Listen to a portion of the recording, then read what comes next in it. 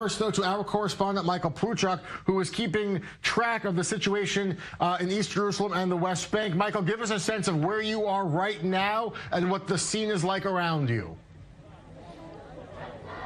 Well, Jeff, I'm at the Damascus Gate, one of the portals leading into Jerusalem's Old City, and also a central point, a central focal and friction point, if you will, as it divides between East and West Jerusalem.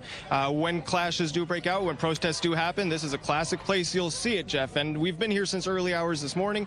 Not much has happened, even though Palestinian leaders have called for a general strike. We could see some of the shops were closed, some of them were open, and it's been quiet.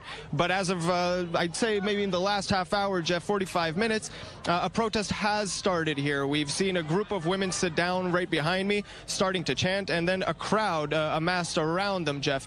It's interesting to note the songs that you would hear at such a protest. We've heard the classic ones, such as Baruch B'dam Nafdik Palestine or Al-Aqsa, with our souls, with our blood, we shall redeem you, Al-Aqsa. But a new song now is also introduced, Jeff. Hiya Americana Salhiya, that here, America is the head of the snake. So a new song also introduced now in these chants, and not leaving America behind. Clearly, people here are very upset with Donald Trump's decision.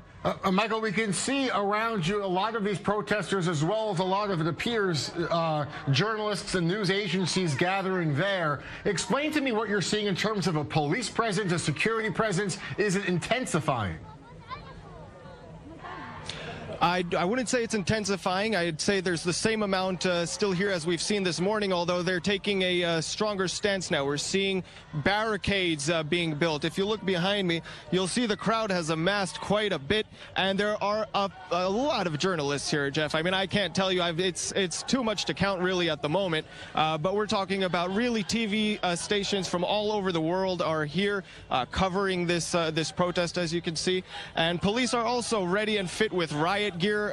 They have set up barricades as well, and they are on a high alert, Jeff, as you know, these types of protests have a tendency to usually end with some sort of clash, minor or major. And Michael, give us one more sense of what you're hearing. And you mentioned the songs that you're hearing, other chants. Are they equally anti-Israel? Jeff, I just want to... Michael, give us a sense there of what's happening right now. We can see movement going on. Yeah, Explain. I just want to give you a sense of how this works. You see, they'll be chanting here on these stairs. One person will not listen to a police officer's orders, for example, and that's enough to set off a set off a series of events, as you can see right now. Tensions get heated, the chanting gets stronger, pushes and shoving begins, and next thing you know, it's tit for tat, and rocks will be flying and potentially other objects as well. This is classic, Jeff. This is usually how it happens.